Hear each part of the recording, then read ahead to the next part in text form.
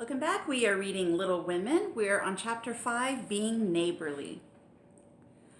"What in the world are you going to do now, Joe?" asked Meg one snowy afternoon as her sister came tramping through the hall in rubber boots, old sack, and hood with a broom in one hand and a shovel in the other. "Going out for exercise," answered Joe with a mischievous twinkle in her eyes. "I should think 2 long walks this morning would have been enough. It's cold and dull out, and I advise you to stay warm and dry by the fire, as I do," said Meg with a shiver. "Never take advice. Can't keep still all day, and not being a pussycat, I don't like to doze by the fire. I like adventures, and I'm going to find some." Meg went back to toast her feet and read Ivanhoe, and Joe began to dig paths with great energy.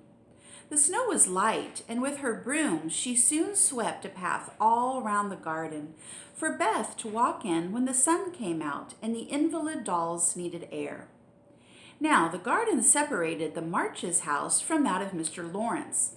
Both stood in a suburb of the city, which was still country-like, with groves and lawns, large gardens, and quiet streets.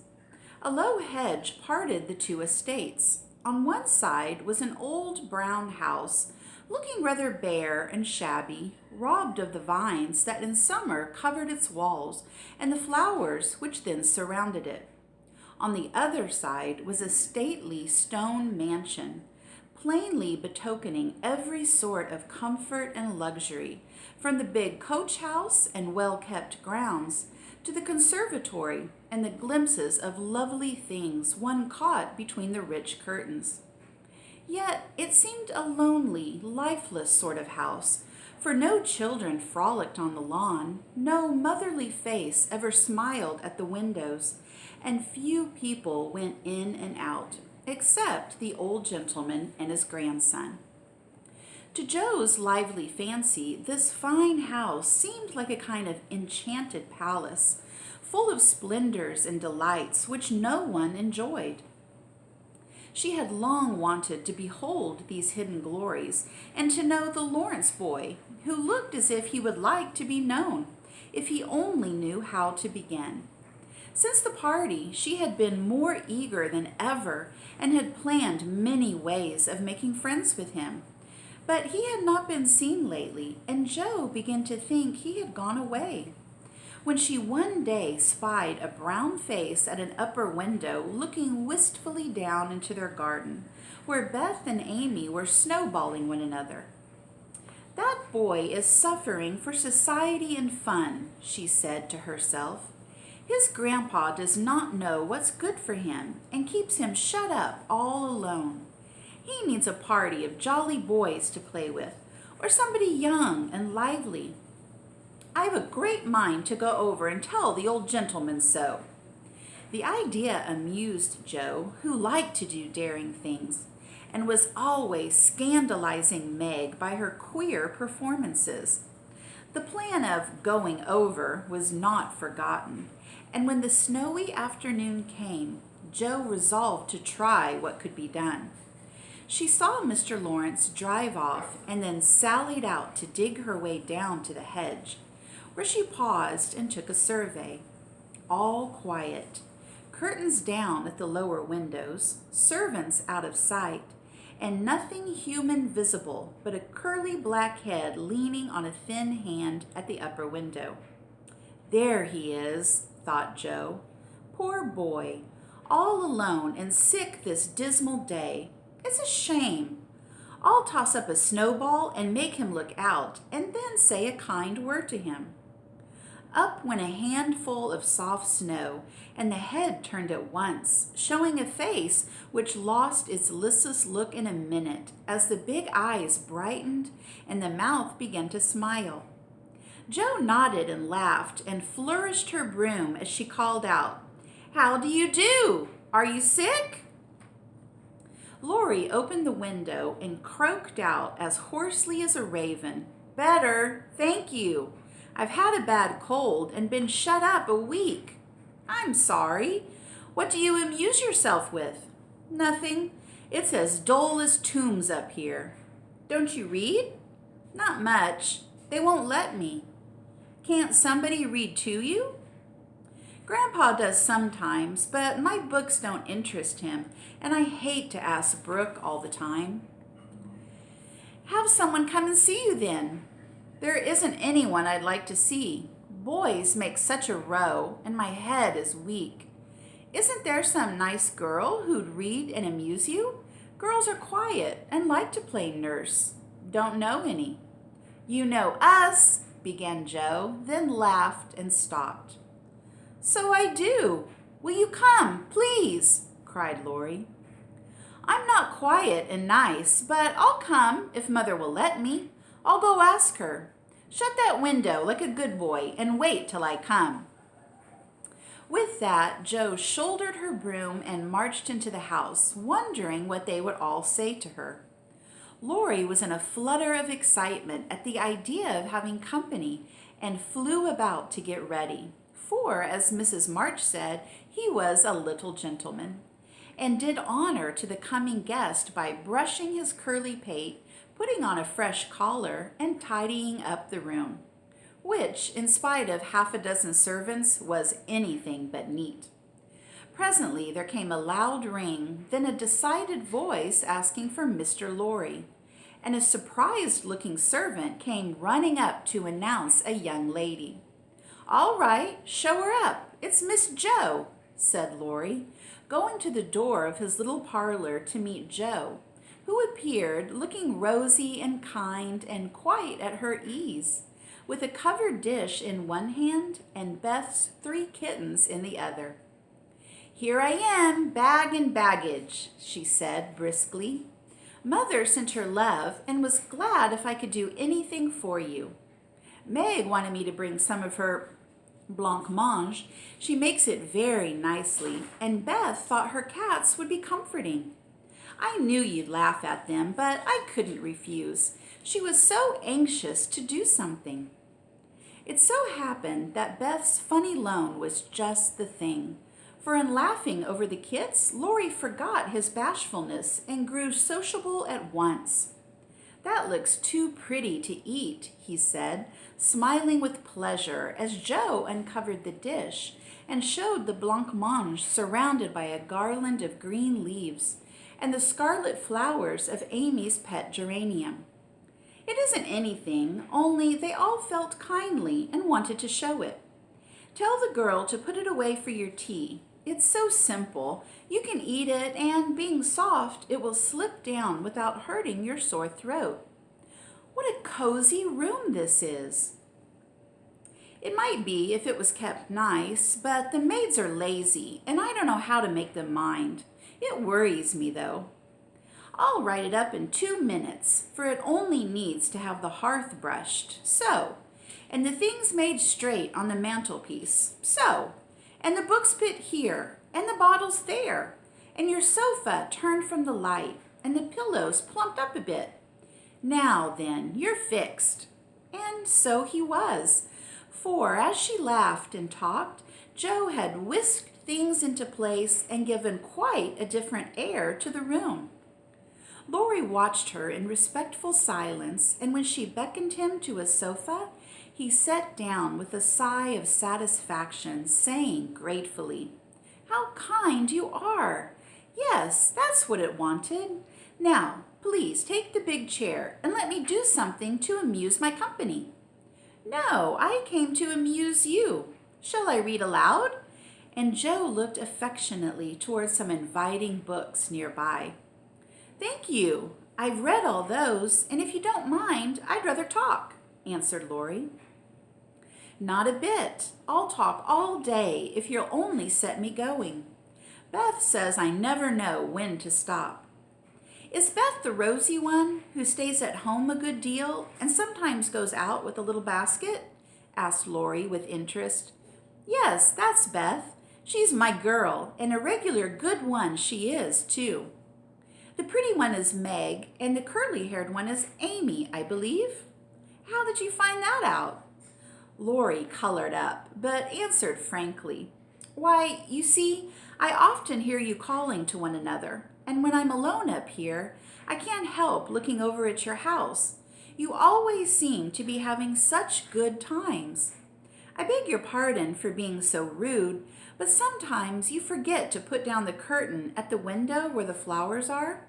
And when the lamps are lighted, it's like looking at a picture to see the fire and you all around the table with your mother. Her face is right opposite, and it looks so sweet behind the flowers. I can't help watching it. I haven't got any mother, you know. And Laurie poked the fire to hide a little twitching of the lips that he could not control. The solitary, hungry look in his eyes went straight to Joe's warm heart. She had been so simply taught that there was no nonsense in her head, and at 15, she was as innocent and frank as any child. Laurie was sick and lonely, and feeling how rich she was in home, love, and happiness, she gladly tried to share it with him. Her face was very friendly, and her sharp voice unusually gentle as she said, "We'll never draw that curtain any more, and I give you leave to look as much as you like. I just wish, though, instead of peeping, you'd come over and see us. Mother is so splendid. She'd do you heaps of good, and Beth would sing to you if I begged her to, and Amy would dance.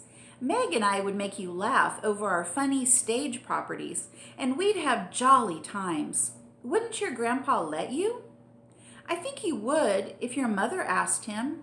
He's very kind, though he does not look so, and he lets me do what I like, pretty much, only he's afraid I might be a bother to strangers," began Laurie, brightening more and more. "We are not strangers, we are neighbors, and you needn't think you'd be a bother. We want to know you, and I've been trying to do it ever so long. We haven't been here a great while, you know, but we have got acquainted with all our neighbors but you.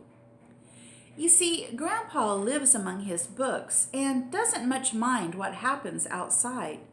Mr. Brooke, my tutor, doesn't stay here, you know, and I have no one to go about with me, so I just stop at home and get on as I can." "That's bad. You ought to make an effort to go visiting everywhere you are asked. Then you'll have plenty of friends and pleasant places to go to. Never mind being bashful. It won't last long if you keep going." Laurie turned red again, but wasn't offended at being accused of bashfulness, for there was so much goodwill in Joe, it was impossible not to take her blunt speeches as kindly as they were meant. "Do you like your school?" asked the boy, changing the subject after a little pause, during which he stared at the fire and Joe looked about her well pleased. "Don't go to school. I'm a businessman. I mean.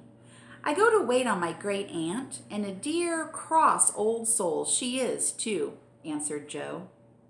Laurie opened his mouth to ask another question, but remembering just in time that it wasn't manners to make too many inquiries into people's affairs, he shut it again and looked uncomfortable.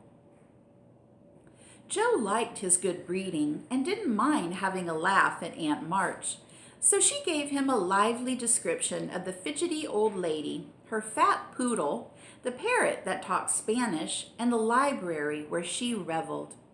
Laurie enjoyed that immensely, and when she told him about the prim old gentleman who came once to woo Aunt March, and in the middle of a fine speech, how Paul had tweaked his wig off to his great dismay, the boy lay back and laughed till the tears ran down his cheeks, and a maid popped her head in to see what was the matter. "Oh, that does me no end of good. Tell on, please," he said, taking his face out of the sofa cushion, red and shining with merriment. Much elated with her success, Joe did tell on, all about their plays and plans, their hopes and fears for father, and the most interesting events of the little world in which the sisters lived. Then they got to talking about books, and to Joe's delight, She found that Laurie loved them as well as she did and had read even more than herself. "If you like them so much, come down and see ours. Grandpa is out, so you needn't be afraid," said Laurie, getting up. "I'm not afraid of anything," returned Joe, with a toss of the head. "I don't believe you are," exclaimed the boy, looking at her with much admiration, though he privately thought she would have had good reason to be a trifle afraid of the old gentleman if she met him in some of his moods. The atmosphere of the whole house being summer-like, Laurie led the way from room to room, letting Joe stop to examine whatever struck her fancy.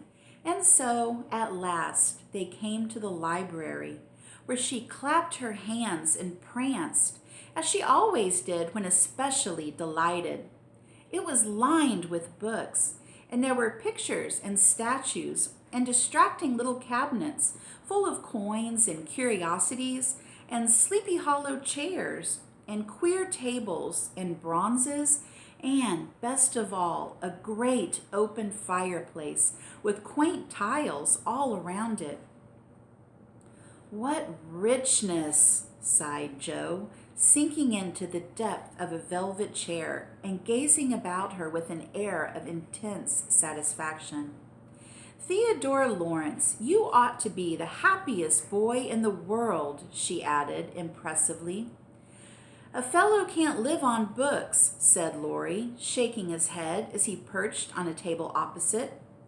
Before he could say any more, a bell rang, and Joe flew up, exclaiming with alarm, "Mercy me! It's your grandpa!" "Well, what if it is? You're not afraid of anything, you know," returned the boy, looking wicked. "I think I am a little bit afraid of him, but I don't know why I should be. Marmee said I might come, and I don't think you're any worse for it," said Joe, composing herself, though she kept her eyes on the door. "I'm a great deal better for it, and ever so much obliged. I'm only afraid you are very tired talking to me. It was so pleasant, I couldn't bear to stop," said Laurie gratefully. "The doctor to see you, sir," said the maid, beckoning as she spoke. "Would you mind if I left you for a minute? I suppose I must see him," said Laurie. "Don't mind me. I'm as happy as a cricket here," answered Joe.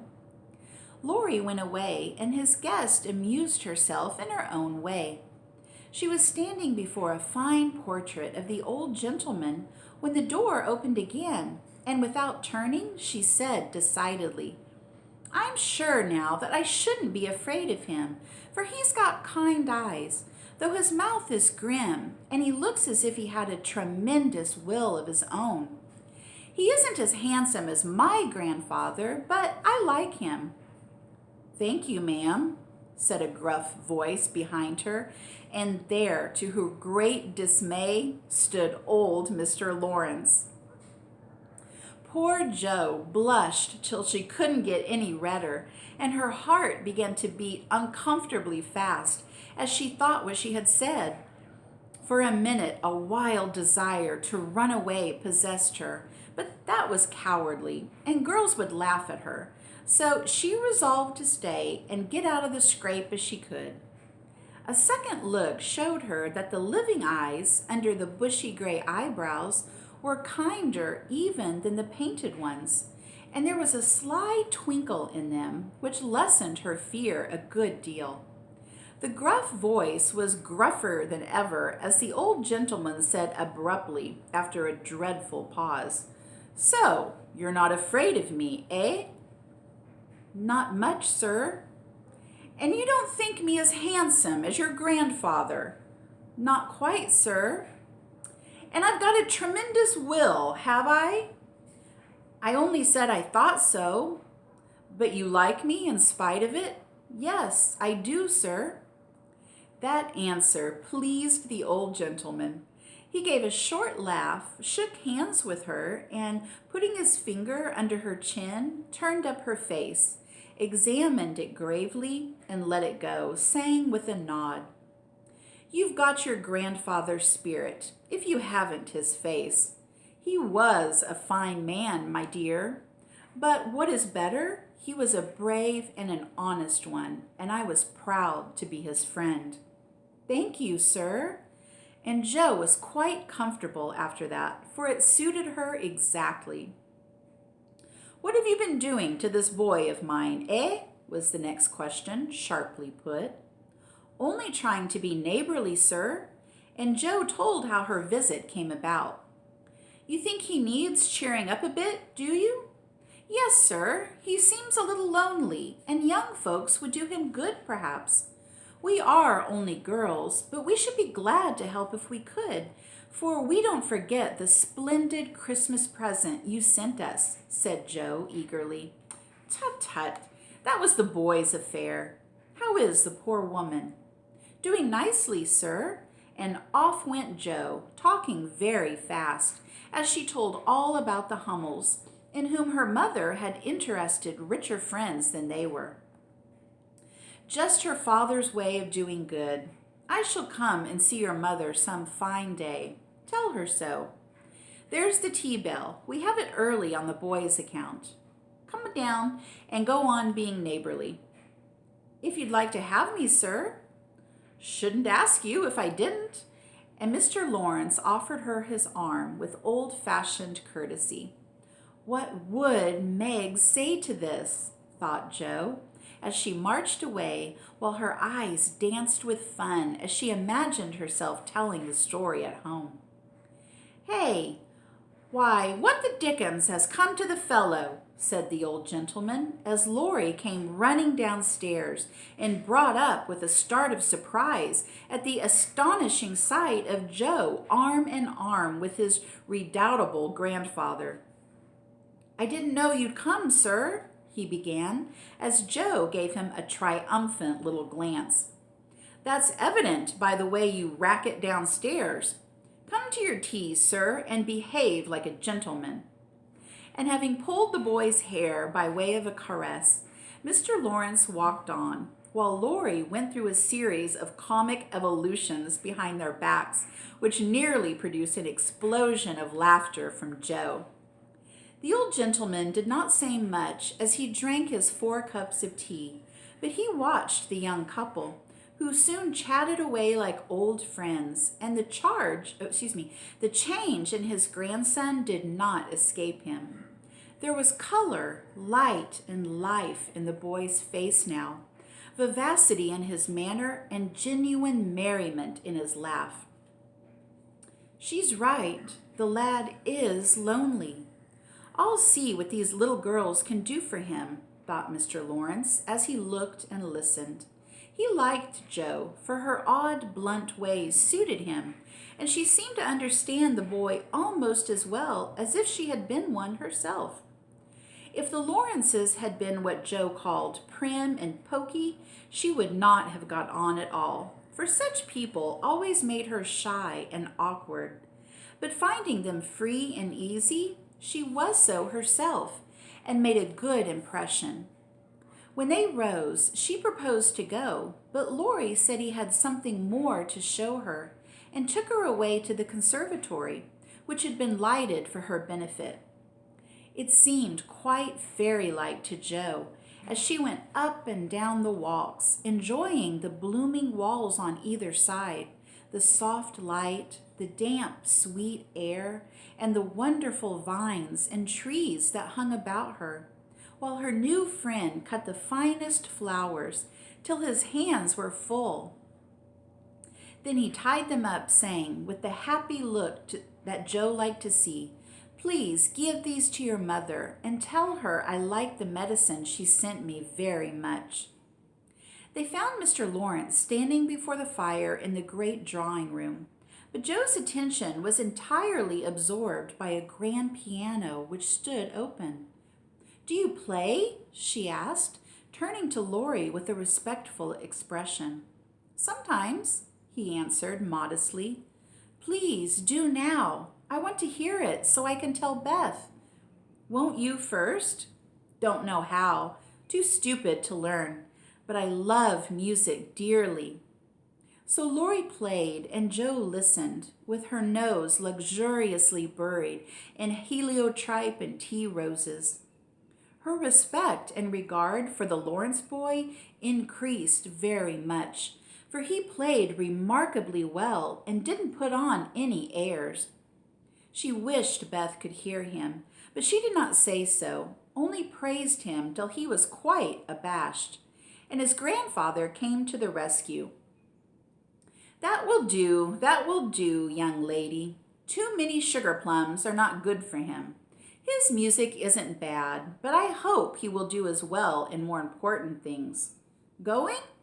Well, I'm much obliged to you, and I hope you'll come again. My respects to your mother. Good night, Dr. Joe. He shook hands kindly, but looked as if something did not please him. When they got into the hall, Joe asked Laurie if she had said anything amiss. He shook his head. No, it was me. He doesn't like to hear me play. Why not? I'll tell you some day.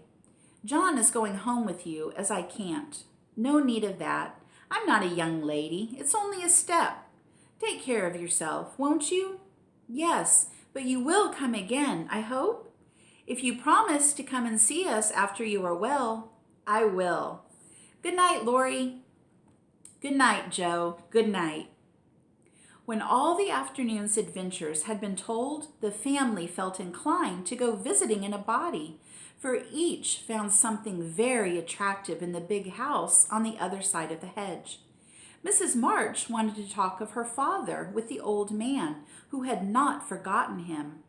Meg longed to walk in the conservatory.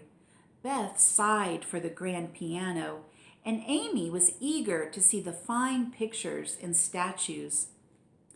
Mother, why didn't Mr. Lawrence like to have Laurie play? Asked Joe, who was of an inquiring disposition.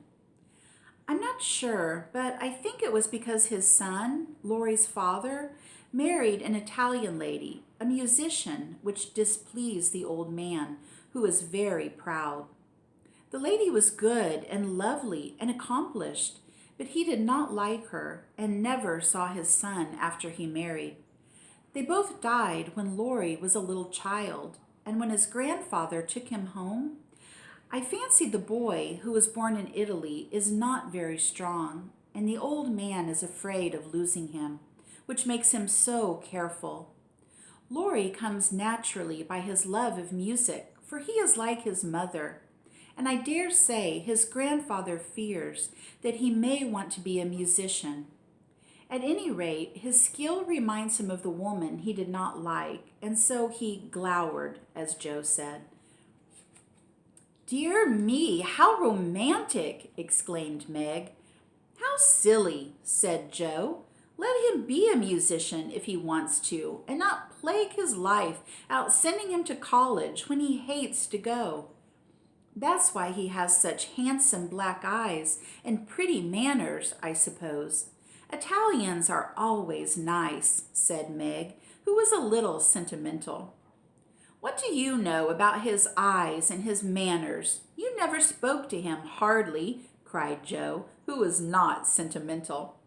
I saw him at the party, and what you tell shows that he knows how to behave. That was a nice little speech about the medicine Mother sent him. He meant the blancmange, I suppose. How stupid you are, child. He meant you, of course. Did he? And Joe opened her eyes as if it had never occurred to her before. I never saw such a girl. You don't know a compliment when you get it, said Meg, with the air of a young lady who knew all about the matter. I think they are great nonsense, and I'll thank you not to be silly and spoil my fun. Laurie's a nice boy, and I like him, and I won't have any sentimental stuff about compliments and such rubbish. We'll all be good to him because he hasn't got any mother, and he may come over and see us, mayn't he, Marmee? Yes, Joe, your little friend is very welcome, and I hope Meg will remember that children should be children as long as they can. I don't call myself a child, and I'm not in my teens yet, observed Amy. What do you say, Beth?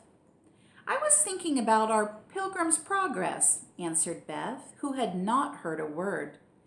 How we get out of sloth and through the wicket gate by resolving to be good, and up the steep hill by trying, and that maybe the house over there, full of splendid things, is going to be our palace beautiful. We have to get by the lions first, said Jo, as she rather liked the prospect. All right, that is the end of chapter 5. Join me soon for chapter 6. Beth finds the palace beautiful. Thanks for joining me, everyone. See you next time. Bye.